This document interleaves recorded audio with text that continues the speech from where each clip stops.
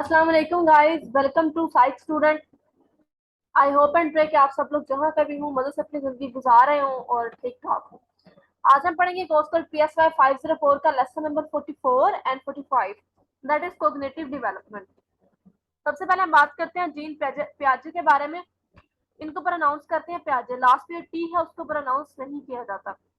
Gene पियाजे 1970 में Swiss biologist थे, ये फिलोसफर भी थे, साइकोलॉजिस्ट भी थे। इन्होंने अपने ही बच्चों पर स्टडी किया और बहुत सारे इंफॉर्मेशन दी। बच्चों की स्टडी में इनकी काफी ज्यादा कंट्रीब्यूशन है, लेकिन क्रिटिसिज्म भी हुआ। लेकिन ये कभी भी जो क्रिटिसिज्म इनकी कंट्रीब्यूशन पर हुआ वो इनकी कंट्रीब्यूशन को खत्म नहीं कर सकता। क्रिटिसिज्म हर थ्योरी पे, हर किसी के एक्सपेरिमेंट पे आता है। इस तरह इनकी भी आया, इनकी जिन्होंने डिटेल्स दी, लेकिन जो इन्होंने डिटेल्स दी वो काफी हद तक यूजफुल थी। सबसे पहले हम देखते हैं कि एसिमिलेशन क्या होता है। एसिमिलेशन क्या होता है कि assimilation means modifying one's environment so that it fits into one's already developed ways of thinking and acting. मतलब जब हमें कोई नई चीज नजर आती है तो जो हमारे माइंड के अंदर, हमारी मेमोरी के अंदर एग्जिस्टिंग नॉलेज होता है उसके साथ जाके मैच करती है। ठीक है, इसी तरह बच्चों के साथ भी होता है। उन्हें मतलब कोई भी आप चीज ऐसी बताते हैं जो कि पहले भी उनके माइंड में होती है, तो वो जाके उस चीज को उसी के साथ मैच करते हैं। इन्होंने उसकी एग्जांपल दी भी हुई है। आगे देखते हैं accommodation. Accommodation means modifying oneself so as to fit in with existing characteristics of the environment. जैसा कि एनिमेशन के एग्जांपल में आपको इजी देती हूँ कि फॉर एग्जांपल एक बच्चा, उसने डॉग को देखा होता है, उसकी मेमोरी में होता है, लेकिन जब उसके सामने कोई गोट आती है तो वो उसे देख के कहता है बाऊ बाऊ। ठीक है, वो ये भी नहीं कहता कि वो डॉग है, उसकी बस वो मेमोरी में जो चीज थी वो उसे वो कह देता है। आगे इसी से रिलेटेड मतलब जब हम समझेंगे तो हमें अकोमोडेशन की भी समझ आएगी। अकोमोडेशन होता है कि जो हमारे माइंड के अंदर एग्जिस्टिंग नॉलेज होता है उसको तब्दील करना। तो जब एक बच्चे के सामने गोट आती है, वो ये बाऊ बाऊ कहता है, तो उसकी जो भी उसके पास होता है, उसकी मदर होती है, उससे बताती है कि नहीं ये गोट है, इसका हम गोश्त खाते हैं, इसका हम दूध पीते हैं। तो मतलब एक डिफरेंस हो जाता है उसका गोट के दरमियान और डॉग के दरमियान। इसे कहा जाता है अकोमोडेशन, मतलब अपने एग्जिस्टिंग नॉलेज को चेंज करना, उसको करेक्ट करना। अच्छा जी, आगे देखते हैं क्या होता है स्टेज थ्योरी। Stage theory में he used the term schemas that are mental structure schemes sorry that are mental structures that guide developing sequence of thinking। मतलब ये बिल्कुल स्कैमा के रिलेटेड है, सॉरी मतलब बिल्कुल स्कैमा जैसा ही है, लेकिन उन्होंने यहाँ पर स्कैमा की बजाय स्कीम्स का लफ्ज इस्तेमाल किया। इसमें भी मेंटल स्ट्रक्चर्स की बात हो रही है कि वो किस तरह हमारी जो मतलब थिंकिंग है उसकी सीक्वेंस में किस तरह डेवलप होते हैं, किस तरह गाइड करते हैं। आगे है major assumptions of the children. अब जो मेजर अजम्पशंस इन्होंने चिल्ड्रंस के बारे में स्टडी की। अकॉर्डिंग टू पियाजे the major assumptions about children are child construct his own reality. बच्चे जो होते हैं मतलब वो अपनी हकीकत, अपना जो उनकी रियलिटी है उसको खुद कंस्ट्रक्ट करते हैं, इनका ये मानना है। अगर child acts on the environment almost like a scientist, मतलब बच्चे जो होते हैं माहौल में साइंटिस्ट की तरह परफॉर्म करते हैं। ही और शी इज नॉट पैसिव। उन्होंने एक एग्जाम्पल दी है, ठीक है, कि साइंटिस्ट की तरह। अब किस तरह उन्होंने क्या सोच के ये बात की कि जैसे आप बच्चों को टॉयज दे देना तो वो खुद ही बैठ के उनके साथ बहुत से अजीब से तरीकों से खेलते रहते हैं। कभी एक खिलौना फेंकेंगे, उसकी आवाज सुनेंगे, दूसरा खिलौना फेंकेंगे, और अगर उन्हें कोई एक साउंड किसी किस्म की सुनाई देती है तो वो बार बार उस खिलौने को फेंक के उसकी आवाज सुनते हैं। या अगर आप किसी बच्चे के सामने कोई बर्तन पड़ा है ना, आप उसको एक स्पून भी ला के पकड़ा दे, चम्मच ला के पकड़ा दे, तो उस बर्तन के ऊपर मारेगा, उसे आवाज आएगी और उसे बार बार मार के उसकी आवाज को सुनेगा, या दो टॉयज को मिला के उनकी आवाजों को सुनेगा। अगर child is naturally curious, child wants to explore things. Child जो होते हैं वो नेचुरली क्यूरियस होते हैं, वो चीजों को एक्सप्लोर करना चाहते हैं, क्योंकि वो बड़ों की तरह नहीं होते कि वो कह दें कि नहीं तो ना सही, या वो कह दें कि सो व्हाट। ठीक है, इस तरह के वो नहीं होते, बल्कि वो चीजों को एक्सप्लोर करना जानते हैं, चाहते हैं। Child's learning is limited by his biological limitations. Biological limitations mean physical problems as well mental problems.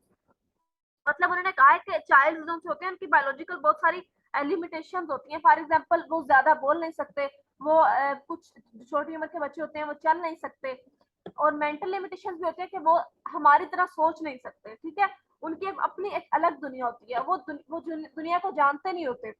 Stages of development क्या है आगे, sorry 4 stages of the development है जो हम स्टडी करेंगे। सबसे पहले हमारे पास सेंसरी मोटर स्टेज, ये होती है फर्स्ट 2 years के बच्चों में। अब इस स्टेज के अंदर क्या होता है कि फॉर इंस्टांस ही और she develop the notion of an object as permanent thing in the world, this is called object permanence. सबसे पहले तो हम ये देखते हैं कि ऑब्जेक्ट परमानेंट क्या होता है। वो कहते हैं कि आपके माइंड के अंदर जो एक ऑब्जेक्ट होता है, मतलब उसका माइंड के अंदर रह जाना, किसी भी ऑब्जेक्ट को परमानेंटली जो है वो याद रखना।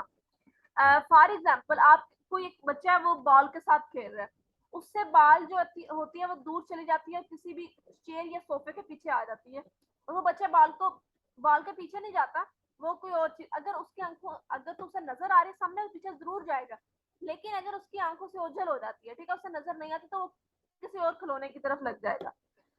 लेकिन अगर आप थोड़ी देर बाद उस बॉल को फिर उसके सामने कर दें, वो दोबारा उस बॉल की तरफ आना शुरू हो जाएगा। मतलब वो ऑब्जेक्ट जब डिसअपेयर हुआ था, मतलब उसकी आंखों के सामने से डिसअपेयर हुआ था, उसके माइंड से नहीं हुआ था, जैसे ही आप दोबारा सामने लाएंगे वो दोबारा उस चीज की तरफ अट्रैक्ट होगा। Another thing happen in this stage is child picks things up, does not let go and put them in the mouth.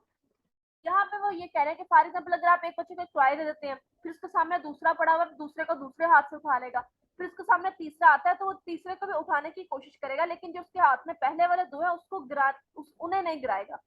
मतलब वो ऐसा नहीं करेगा कि एक को छोड़ के दूसरा उठा ले, जो उसके हाथ में है वो कोशिश करेगा वो भी मेरे हाथ में रहे और तीसरा भी मेरे पास आ जाए। और ये फर्स्ट 2 इयर्स के बच्चों में होता है, ये चीज आप लोगों ने याद रखनी है। और दूसरी बात ये भी माइंड में रखनी है कि एग्जैक्ट फिगर्स नहीं है ये, ठीक है।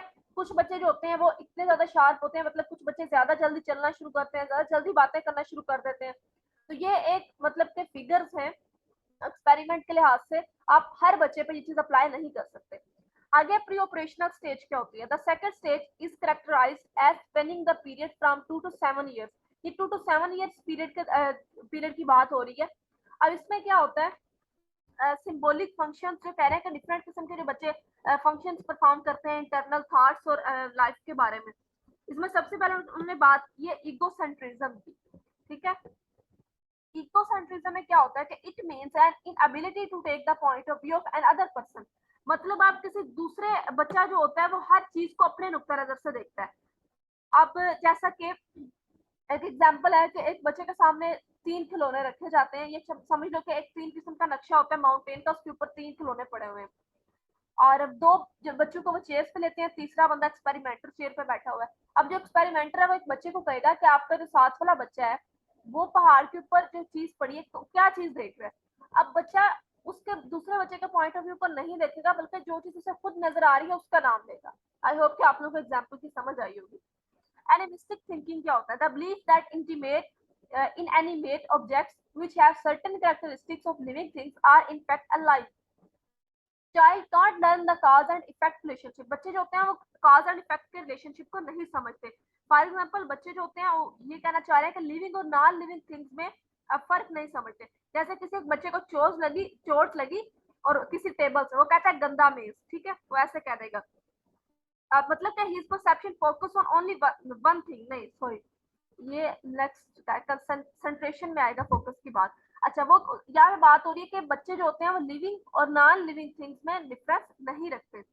जैसे भी उन्हें चोट लगी वो टेबल को भी मारना शुरू करते हैं, उन्हें बोलेंगे गंदा मेज, गंदी टेबल, ऐसा कुछ नहीं। आगे बात हो रही है सेंट्रेशन की। Child does not have conservation of things. Child can now walk and run. Centration में क्या होता है कि मतलब his or her perception focus on only one thing। बच्चे जो होते हैं सिर्फ किसी एक चीज पर फोकस करते हैं, मतलब किसी एक चीज के बहुत से मुख्तलिफ पहलुओं पर एक ही वक्त में वो नहीं सोच सकते, और एक ही वक्त में वो एक ही चीज के बारे में सोचेंगे। concrete operations, this stage spans the period from 7 to 11 years। concrete operations में जिन बच्चों की बात हो रही है वो 7 to 11 years के हैं। In this period, children develop a set of mental operations that allow them to treat the physical world in a systematical way। मतलब इसमें mental operations की development की बात हो रही है। क्या हमारे पास concrete operations कर दिया, मतलब कंक्रीट ऑपरेशंस में वो कंक्रीट चीजों को समझते हैं लेकिन अब्स्ट्रैक्ट थिंकिंग्स को नहीं समझते। मेंटल ऑपरेशंस तो उनके माइंड में, मतलब बच्चों के मेंटल ऑपरेशंस उन्हें समझ में आ जाते हैं, लेकिन अब्स्ट्रैक्ट थिंकिंग अभी वो नहीं समझ पाते, अब्स्ट्रैक्ट थिंकिंग को नहीं समझते। जैसा कि अगर उन्हें पता होता है कि हमें किस चीज से चोट लगनी है, किस चीज के पास जाएंगे तो मतलब वो हॉट है, कौन सी चीज कोल्ड है, इन सब चीजों को वो समझना शुरू कर देते हैं, किस चीज को हाथ लगाना है, किस चीज को हाथ नहीं लगाना। फार्मल ऑपरेशंस क्या होता है? Formal operation expense the years from 11 to 15 years. ये 11 to 15 इयर्स का पीरियड होता है। In this period thinking becomes abstract. यहाँ पे जो होती है वो कह रहे हैं कि एब्स्ट्रैक्ट थिंकिंग बननी शुरू हो जाती है इंसान के अंदर।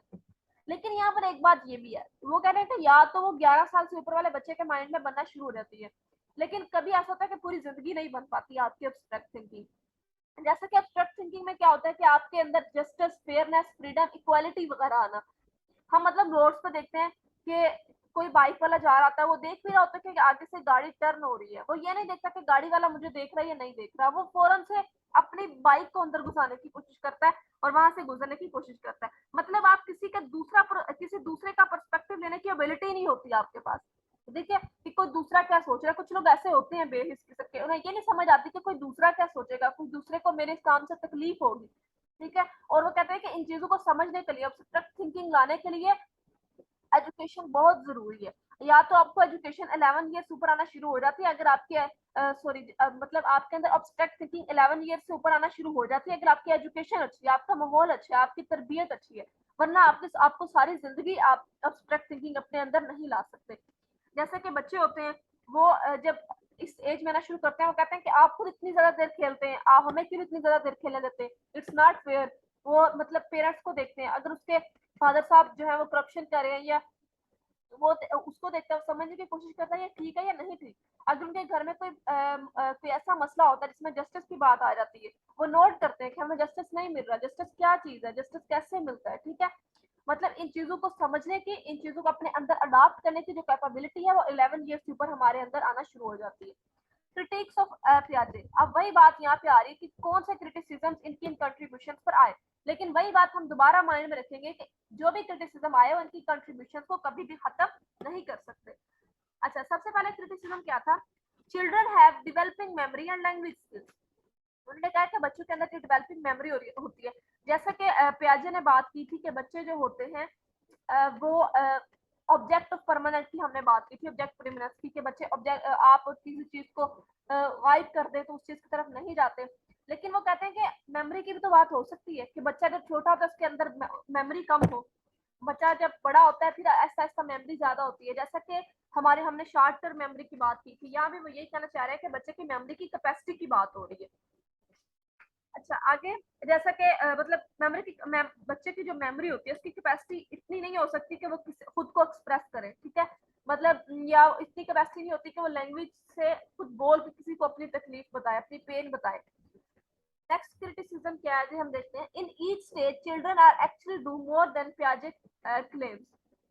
अच्छा, मतलब पियाजे ने ऑब्जेक्ट परमानेंस की जो बात की थी, उन्होंने कहा कि अगर ऑब्जेक्ट परमानेंस मतलब एक चीज आप कह रहे हैं कि बच्चा नहीं समझता, एक साल से पहले चीजों को अपने माइंड में नहीं रखता, तो फिर जो बच्चे होते हैं वो एक साल से छोटे होते हैं, वो अपने अपने पेरेंट्स को कैसे पहचान लेते हैं।